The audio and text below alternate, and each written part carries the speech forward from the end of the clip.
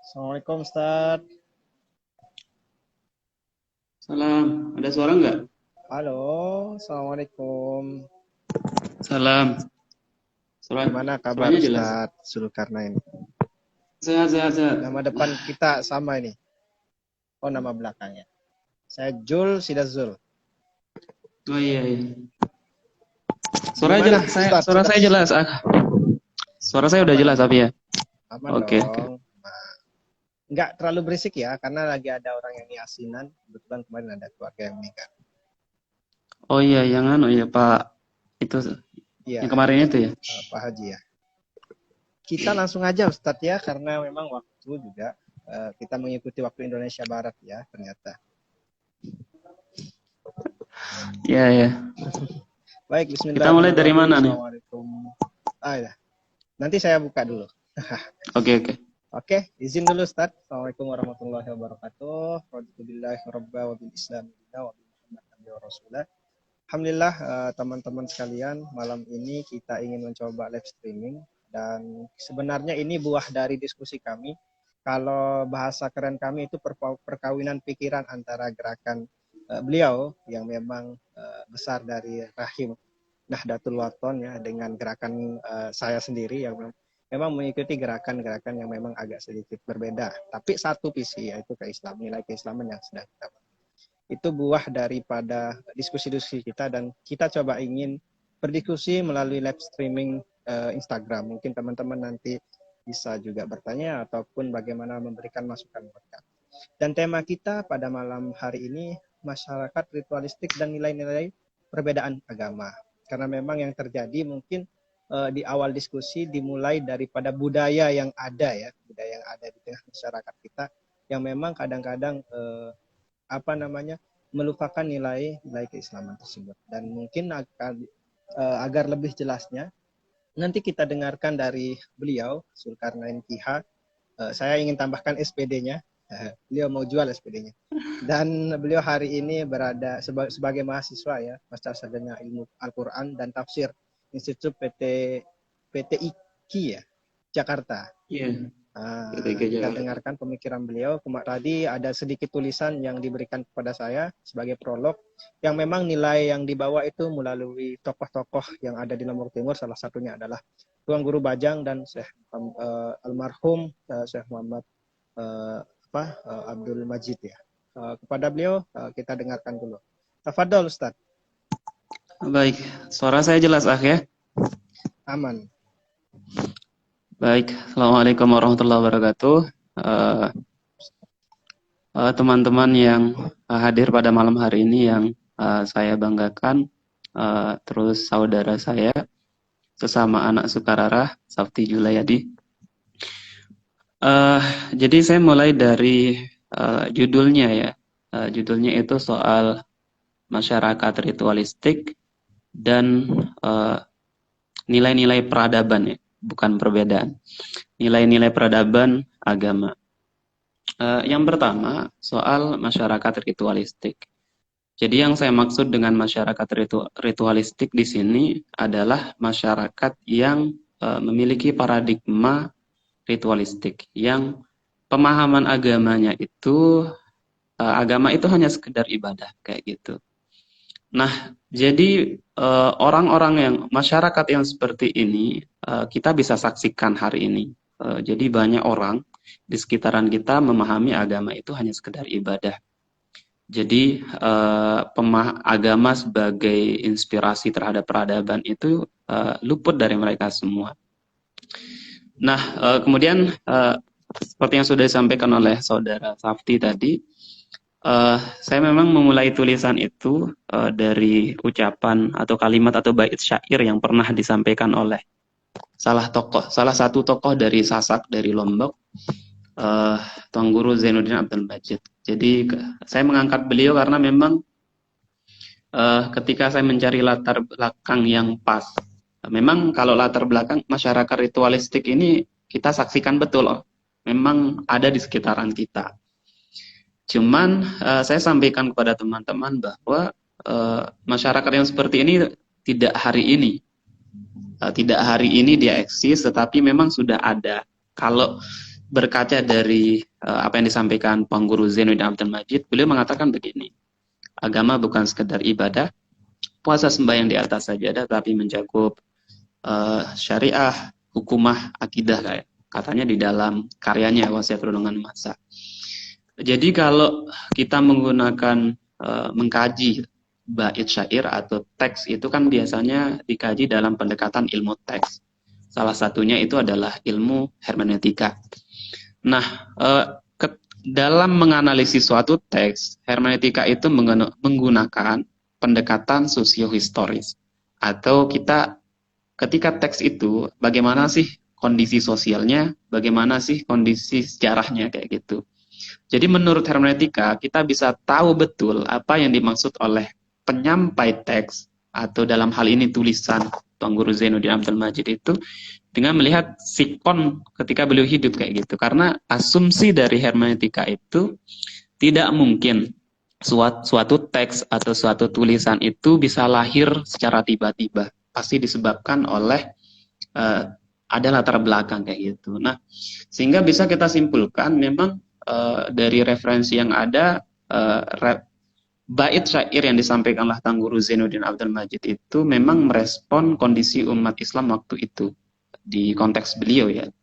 Jadi beliau merespon bahwa beliau menyaksikan umat Islam ini melihat agama ini sekedar ibadah, sehingga luput kemudian agama ini yang lebih luas kayak gitu. Nah, saya mulai dari persoalan itu kayak gitu, sehingga teman-teman, saya sih berpikirnya kalau saya mengutip diskusi kami dengan Bu dosen saya di PTIG itu, dia menganalisis budaya buruk yang terjadi di Indonesia itu satunya disebabkan oleh karena pemahaman agama kita itu hanya terbatas pada ritual itu saja. Jadi kita jarang memahami bahwa agama itu dia juga bicara kebudayaan, bicara politik, bicara hal-hal lain kayak gitu. Nah, sehingga misalnya budaya yang kami diskusikan itu misalnya budaya korupsi katanya.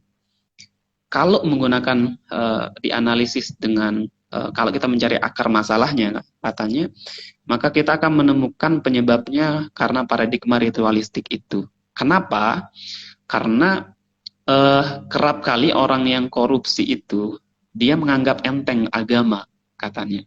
Jadi nanti korupsi itu bisa dihapuskan dosanya dengan misalnya korupsinya 10 miliar. Misal 10 miliar. Nanti sedekahnya 1 miliar. Kan 1 miliar itu Kak, balasan sedekah itu kan 10 kali lipat. Jadi dengan 1 miliar itu udah habis dosanya kayak gitu. Nah, memang ada implikasi dari pemahaman orang terhadap yang ritualistik ini terhadap bagaimana budaya itu muncul. Sehingga saya ingin sampaikan kepada teman-teman budaya buruk bangsa kita itu disebabkan karena pemahaman itu. Dalam kajian-kajian kami lah di teman-teman teman-teman yang kajiannya tafsir kayak gitu. Ya meskipun Anda butuh kajian lebih dalam ya. Namun kalau kita ingin lebih dalam memahami kenapa sampai budaya buruk itu atau pemahaman, saya ingin mengurai soal kenapa masyarakat ritualistik itu terbentuk kayak gitu. Selain tadi ya, ada beberapa hal dalam diskusi kami atau kajian-kajian kami yang menyebabkan masyarakat ritualistik itu terbentuk. Kenapa umat Islam itu kebanyakan memahami agama itu sebatas ritual, itu ada beberapa faktor. Yang pertama adalah konten materi fikih. Apa maksud konten materi fikih? Maknanya begini, saya teman-teman dari sejak SD sampai mahasiswa S1 itu masih loh belajar tentang fikih ibadah. Jadi dari kelas 1 SD itu sholat pembahasannya, puasa, terus zakat dan sebagainya. Sampai mahasiswa itu baru sampai bahas bab jual beli. Itu pun saya pelajari di Ma'had kayak gitu. Nah, itu pengalaman pribadi ya teman-teman. Dan saya pikir begini, di Lombok itu kalau bicara pondok pesantren, setahu saya rata-rata belajar tentang fikih ibadah. Tidak ada yang bicara fikih yang lebih luas. Maksudnya begini, kalau misalnya saya yang sekarang di Jakarta ya, jadi pembahasan fikih itu sudah di luar soal ibadah. Misalnya ada karya-karya terbaru dari teman-teman NU, itu ada fikih tata kota. Jadi fikih tata kota ini dia bicara tentang ketertiban umum, kemudian budaya yang terinspirasi dari agama, kemudian bagaimana mengelola kepemimpinan kayak gitu. Dan itu menggunakan prinsip-prinsip dalam fikih. Contohnya ya kalau bicara prinsip-prinsip dalam fikih itu teman-teman nggak yang biasa di kitab kuning itu ada kitab yang judulnya Qawaidul Fiqhiyah. Salah satu kaidahnya di situ saya lupa bahasa Arab, cuman ada prinsip mencegah lebih baik daripada mengobati. Itu adalah prinsip yang itu digunakan dalam hukum ibadah, tetapi bisa dipakai dalam konteks tata kota kayak gitu. Jadi itu yang kemudian diamalkan dalam kehidupan sehari-hari. Itu berasal dari kaidah fikih, dan saya ingin sampaikan itu bisa dipakai dalam kehidupan kita sehari-hari. Dan itu saya pikir lumrah lah soal kaidah fikih itu.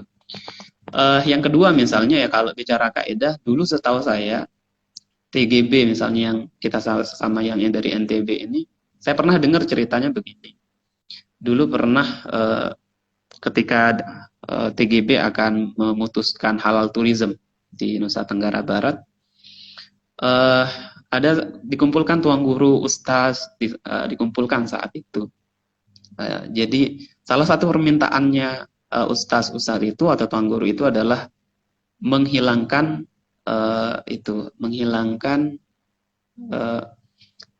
wisata konvensional. Bahkan dulu disampaikan di situ kalau ada bir yang airnya jatuh aja sedikit, itu adalah tanggung jawab tuan guru. Begitu katanya. Ini TGB yang cerita kalau ini.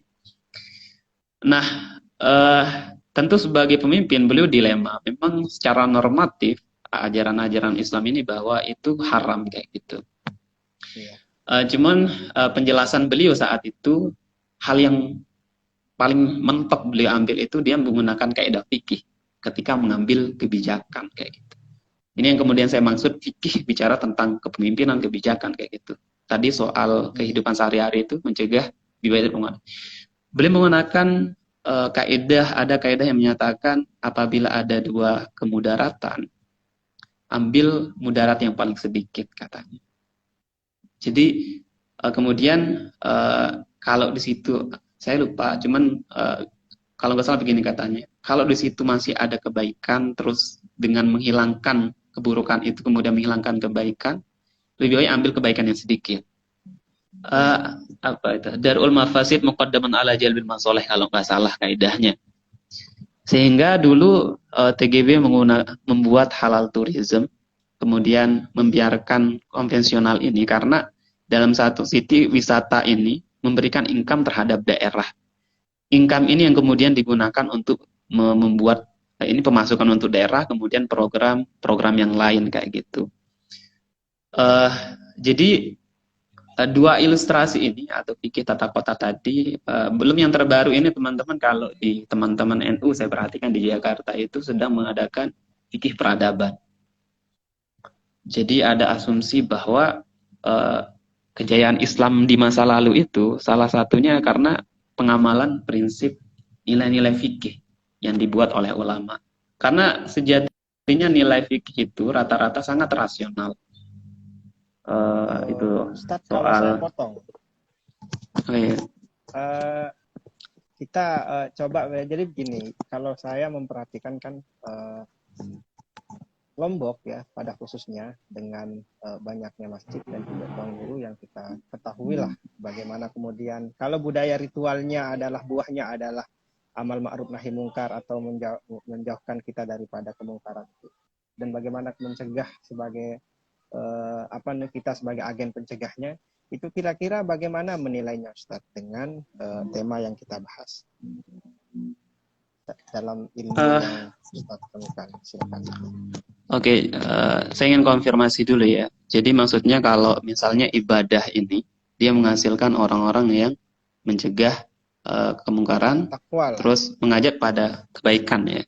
Ah, Eh, Tentu itu bagus, karena eh, kan kalau dalam tafsir itu ya, eh, te- yang ingin saya urai ini kalau dalam konteks amar ma'ruf nahi mungkar itu penggunaan kata ma'ruf itu.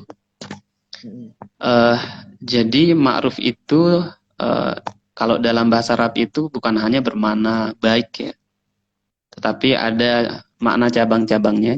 Jadi tidak terbatas pada hal-hal yang sifatnya misalnya kepada ibadah itu aja, tetapi dalam kebaikan-kebaikan bermasyarakat kita. Sehingga kalau ibadah yang kemudian berbuah pada amar ma'ruf nahi mungkar itu tentu baik dengan perspektif yang itu ya. Itu sih kalau dalam konteksnya itu kayak itu. Oke, saya lanjutkan ya. Jadi saya kembali soal ada relasi antara konten materi yang kita terima selama ini. Yang kita kan cuman bicara fikih ibadah yang banyak kemudian orang di sekitaran kita itu nggak peduli dengan yang di luar ibadah kemudian. Maksud saya contohkan begini. Misal lampu merah aja ya. Lampu merah itu kan banyak yang langgar.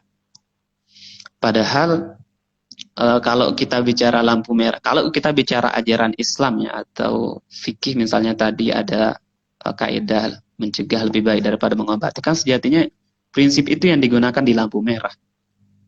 Kalau seandainya masyarakat ini tertib, tentu lebih baik masyarakat ini teratur. Ingin saya sampaikan bahwa negara maju itu salah satunya dikonstruksi oleh kebudayaan tertib mereka. Salah satunya itu adalah negara Australia.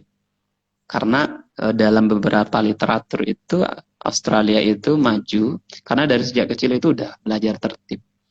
Nah, kita yang agamanya Islam mengajarkan tertib dalam ajaran kita dan masuk dalam kaidah fikih, kita tidak mengamalkan itu karena ibadah ya fikih bicara cuman ibadah doang, nggak bicara lampu merah kayak gitu. Nah, itu yang pertama soal konten materi fikih yang bicara ibadah doang kayak gitu. Nah, yang kedua, yang kemudian cukup menjadi sebab membangun masyarakat ritualistik ini adalah ini sih menurut saya itu adalah dakwah tuang guru. Dakwah tuan guru di Lombok maksud saya kan ini kita saksi, kita ini generasi yang menjadi saksi bahwa dakwah tuan guru itu kontennya tidak jauh dari persoalan akhirat. Akhirat dalam arti bagaimana kita fokus ibadah ritual. Sekali lagi itu menguatkan ibadah ritual. Jarang loh kita mendengarkan tuang guru yang agak di luar itu. Mungkin hari ini mungkin kita temuin ada banyak tokoh ya. Misalnya di nasional kita temukan dia bicara tentang sosial. Mungkin di teman-teman OKP juga menemukan kajian semacam itu. Ya, agama itu bicara tentang perubahan sosial dan lain-lain. Tapi karena yang sangat berpengaruh kalau di Lombok itu dalam perjalanan sejarah itu tuan guru. Kalau dalam Islam ya, maksudnya dalam konteks pemahaman keislaman di Lombok. Kan dulu yang ketika yang menjadi agen perubahan itu kan tuang guru. Dan kemudian tuang guru ini banyak masuk ke desa masif penyampaiannya tidak hanya di masjid, di kuburan, dan materinya itu rata-rata adalah itu untuk ritual ibadah itu kayak gitu.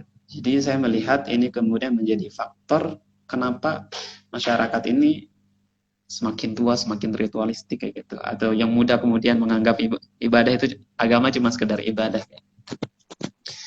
Nah, yang ketiga yang menurut diskusi kami itu adalah ini masih sifatnya diskusi ya teman-teman, karena ini belum jadi hasil penelitian kami. Jadi masih sifatnya diskusi dan bisa kita diskusikan bersama di ruang live streaming ini. Yang ketiga itu adalah ada pengaruh dikotomisasi ilmu pengetahuan. Apa maksud dikotomisasi ilmu pengetahuan? Jadi ilmu Islam ini dia dipisahkan. Jadi kita kalau ini pengalaman saya, kalau belajar agama itu lebih afdol, lebih utama dibanding belajar ilmu-ilmu yang lain. Jadi teman-teman yang nggak belajar agama dikira nggak lebih dekat daripada Tuhan, nggak dinilai ibadah lah. Dan ini dalam kehidupan sosial ini kita temukan bahwa kayak teman-teman yang belajar, misalnya Aki bicara hukum, kemudian bicara ada jurusan TI misalnya, nggak bicara ibadah. Yang ini yang kemudian membuat orang kalau pekerjaan di luar agama itu tidak utama kayak gitu. Padahal kalau kita karena kan gini, kalau kita bicara tentang sumber ilmu itu pasti satu. Kalau dalam Islam, sumbernya ya Allah Subhanahu wa taala. Sehingga ilmu hukum, ilmu teknik informasi, ada teknologi dan sebagainya itu semuanya berasal dari Tuhan. Perbedaannya cuma terletak pada ranah epistemologis. Kalau agama itu ya epistemologisnya itu ya Quran, dalil-dalil nas dari hadis dan keterangan-keterangan ulama dan seterusnya. Kalau hukum ya bukan, memang kalau bicara inspirasi soal hukum banyak di Quran, tapi secara teknik yang banyak itu tentu bukan dari Quran. Karena kalau Quran itu kalau bicara yang lingkupnya muamalah, dia bicara umum kalau kajian kita di tafsir kayak gitu. Nah, ini yang kemudian, karena begini teman-teman, kalau bicara peradaban ya, peradaban besar itu dia dikonstruk oleh ilmu-ilmu. Maksudnya ada tokoh agama di situ, tokoh sosial di situ, tokoh kaya, entrepreneur di situ, tokoh-tokoh yang ahli teknologi di situ. Karena nggak mungkin kita akan bisa mendirikan negara yang maju, peradaban yang maju kalau hanya mengandalkan seorang tuan guru atau yang tokoh agama. Sehingga kalau kita menggunakan ini yang ayat yang sering disampaikan oleh tokoh-tokoh bangsa kita, inna khalaqnakum min dzakarin wa untha wa ja'alnakum syu'uban wa qabaila lita'arafu. Jadi kami ciptakan kalian berbeda-beda, kemudian suku kalian berbeda-beda dengan keistimewaan, kelebihan-kelebihan berbeda itu untuk berkolaborasi. Lita'araf itu bisa bermakna saling mengisi kayak gitu. Dan kalau kita berkaca pada di kejayaan Islam itu, dia itu kolaborasi caranya. Enggak kolaborasi semua ilmu. Memang di masa lalu kita kenal ada ulama yang mutafannin istilahnya, dia banyak yang diketahui, dia menguasai ilmu kedokteran, dia ilmu filsafat dia tahu, dia paham ilmu agama dia tahu. Tapi intinya itu kolaborasi ilmu-ilmu. Nah, masalahnya sekarang hari ini kita menemukan ilmu ini terjadi dikotomi. Jadi kita menganggap yang agama itu lebih tinggi, terus yang lain nggak tinggi kayak gitu. Nah, itu yang ketiga. Nah, kemudian yang keempat, mungkin di lain waktu ya Kak, saya bahas sekularisasi ya. Ini agak ribet penjelasannya, cuman kita ingin pindah kepada lalu apa yang ditawarkan oleh Islam dengan realitas kita hari ini yang hanya ritual. Saya ingin sampaikan bahwa agama itu bukan sekedar ibadah. Itu pertama, saya ingin tekankan sekali lagi, tetapi dia juga bicara tentang bagaimana membangun masyarakat. Baik, kita akan masuk nilai peradaban agama kayak gitu. Jadi yang pertama, saya ingin mulai dari ini konon sih, cuman saya dengar dari profesor yang kerja di kementerian.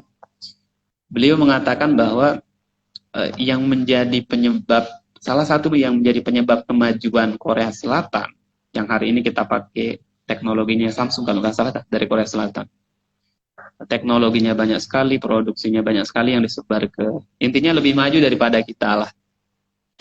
Jadi menurut profesor itu yang diamalkan oleh orang Korea Selatan itu adalah salah satu ayat Al-Quran. Ayat itu berbunyi, innallaha la yughayyiru ma biqaumin hatta yughayyiru ma bi anfusihim. Jadi ini yang kemudian jadi motif kenapa orang Korea Selatan itu mindsetnya kompetitif karena ayat ini dan menghasilkan budaya yang sangat bagus. Maksudnya menjadi negara yang maju, negara yang lebih baik daripada kita karena hanya mengamalkan satu ayat itu yang disampaikan profesor saya. Kedua, ini mungkin udah diamak kita tahu ya. Ini tokoh Islam generasi kontemporer. Itu biasa kita dengar Muhammad Abduh. Jadi kata Muhammad Abduh itu, Barat itu mengamalkan Islam. Muslim di timur katanya kalau nggak salah konteksnya itu Mesir. Saya menemukan Muslim di timur atau di Mesir, tapi nggak menemukan Islam katanya. Jadi kesimpulan berdasarkan penelitian kualitatifnya Muhammad Abduh itu kemajuan di Barat itu karena mengamalkan ajaran Islam itu.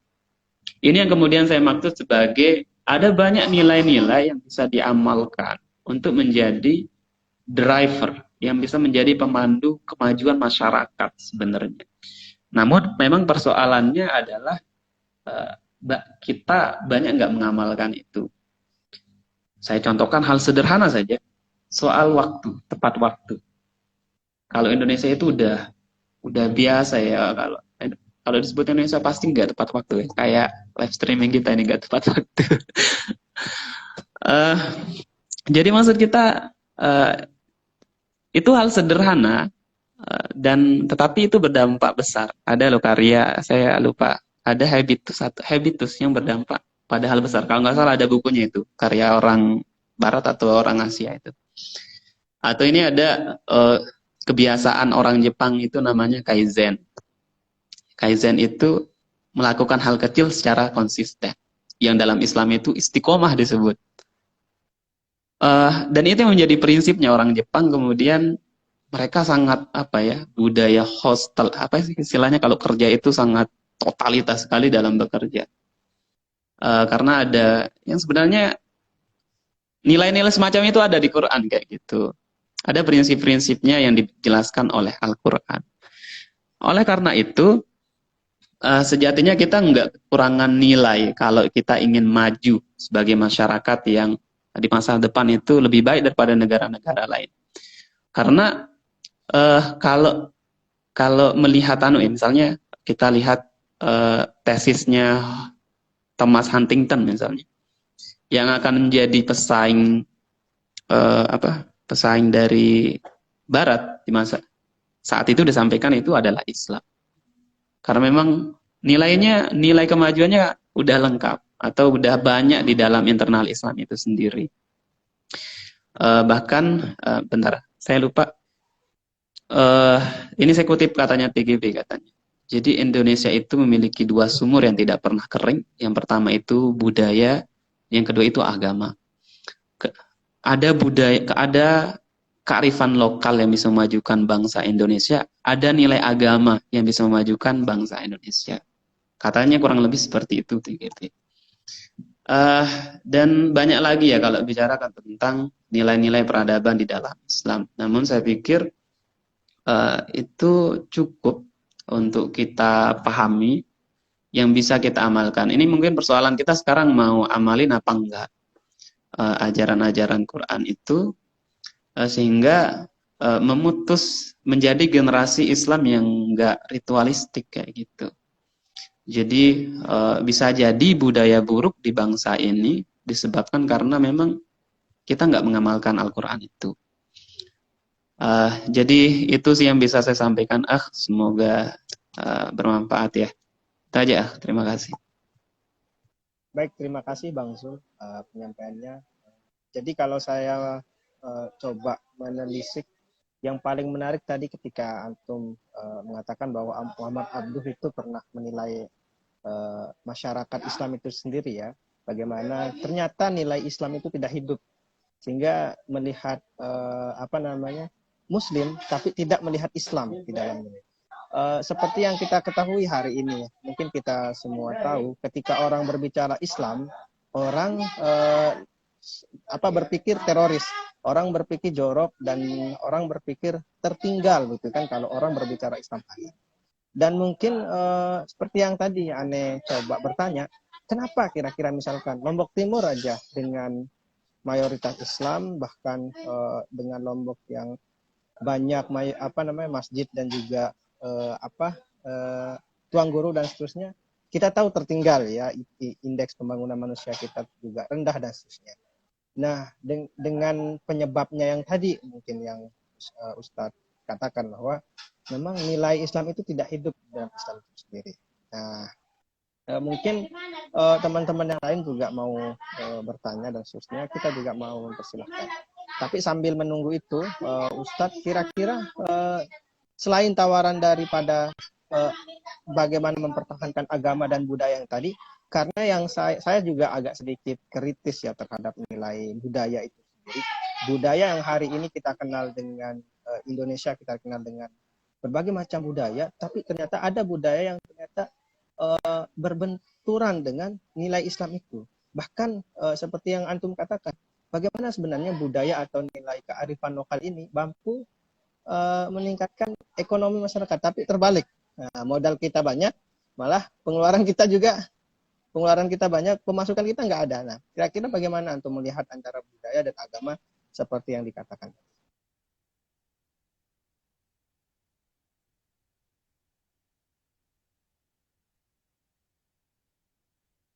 Suaranya belum ada. Suara. Mic-nya start.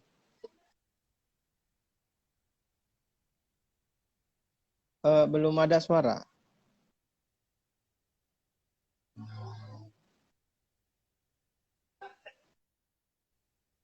Atau ini, mikrofonnya belum di-on kan?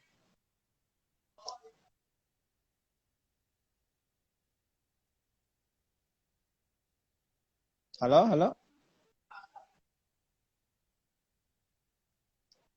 Belum ada, Ustaz, belum ada.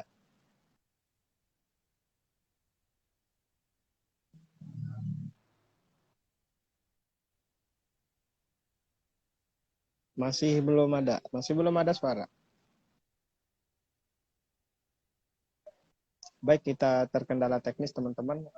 Diskusinya tadi menarik antara budaya dan nilai keislaman yang ada di lingkungan kita.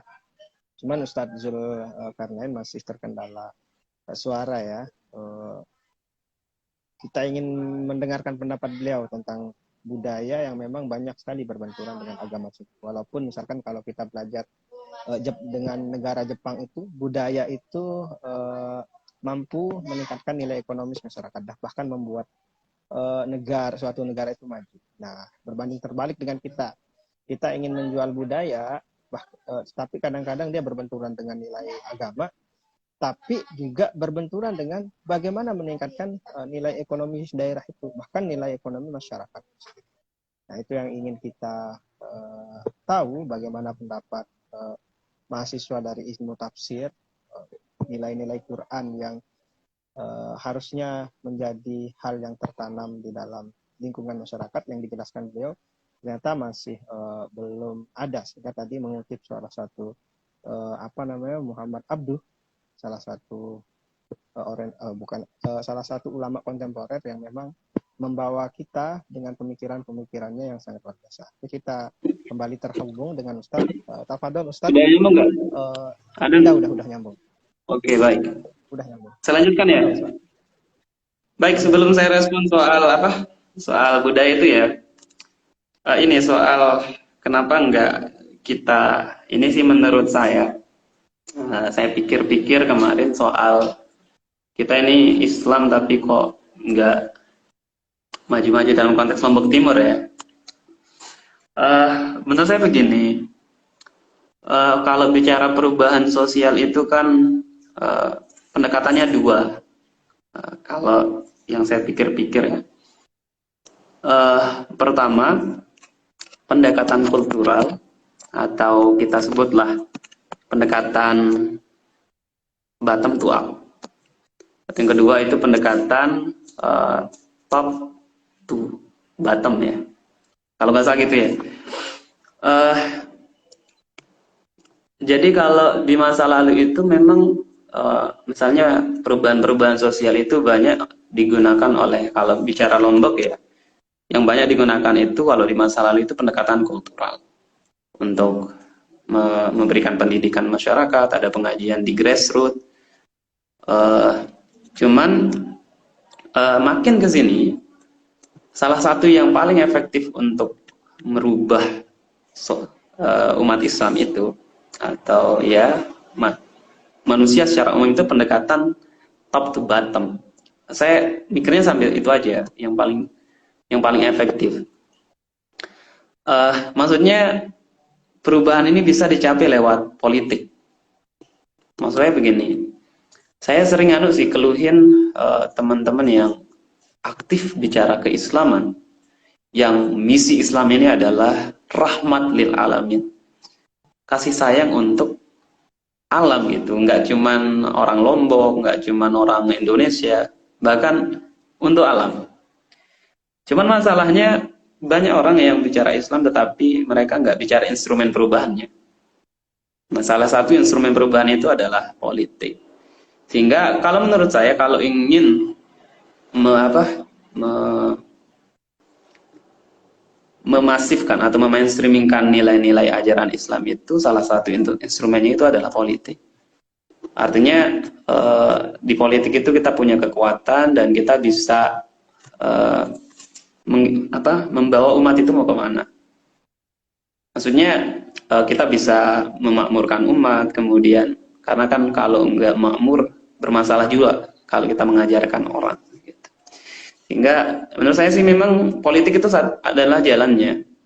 Jadi, nah di Indonesia hari ini kita jarang loh menemukan, maksudnya yang tokoh-tokoh yang terkenal di bangsa ini yang memang mereka yang paham agama.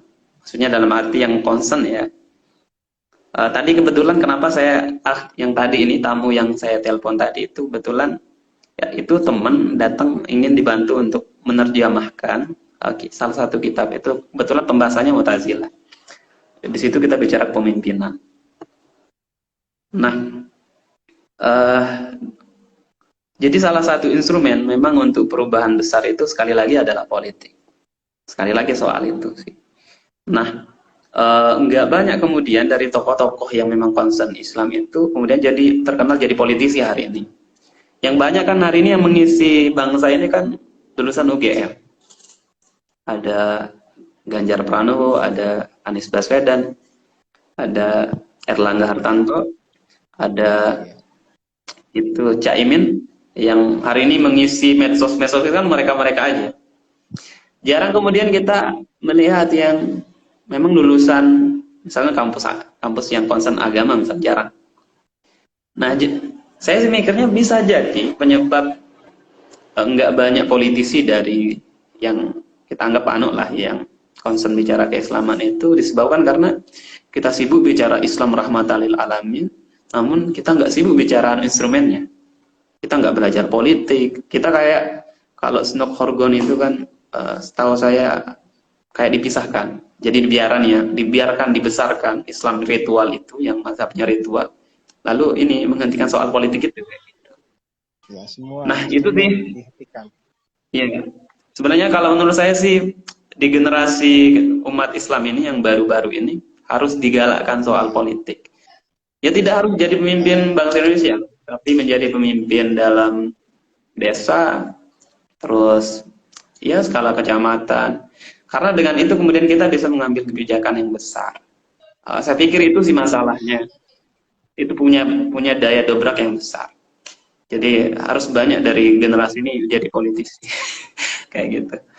Oke, soal permasalahannya, Ustaz. Oh ya, lanjut dulu. Oke, saya ini sering cek cek HP karena takutnya baterainya habis. Ntar saya. Oke. Baik. Oke. Aman.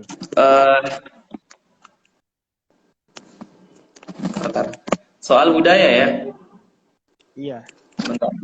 Soal budaya. Ya mungkin Ustadz tahulah termasuk budaya kita di daerah kedaerahannya.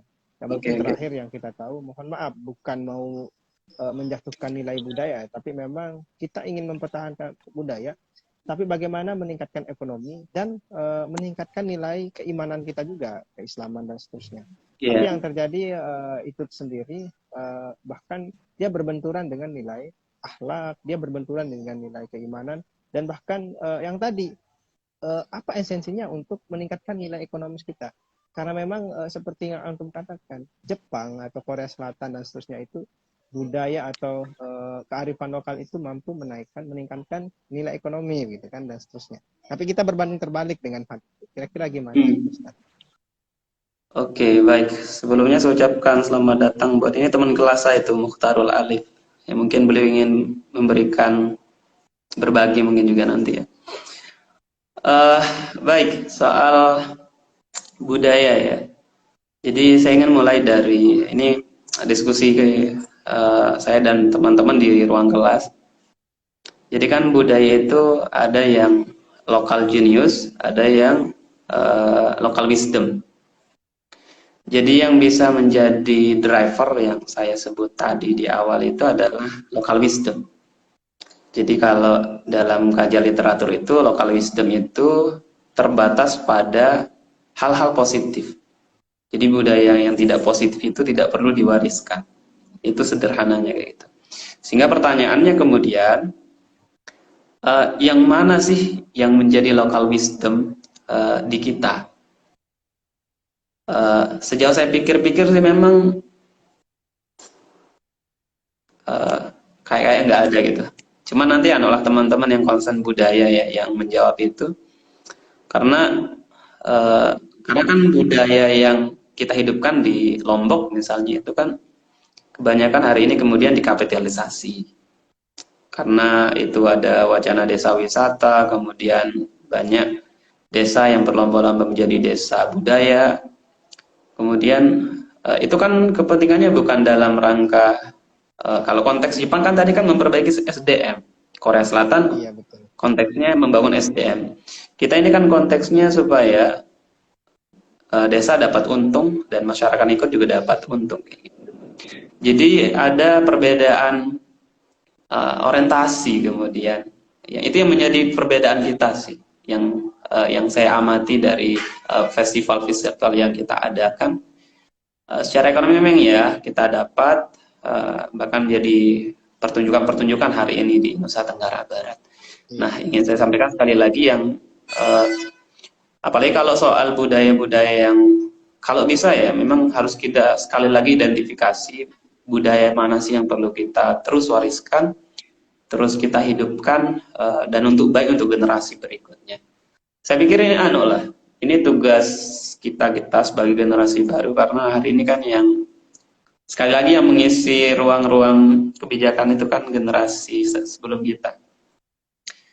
Artinya kita harus identifikasi ulang budaya-budaya itu dan mana yang menurut kita penting kita wariskan sebagai ikhtiar untuk supaya generasi berikutnya itu sesuai dengan kemajuan dan nilai-nilai Quran kayak gitu.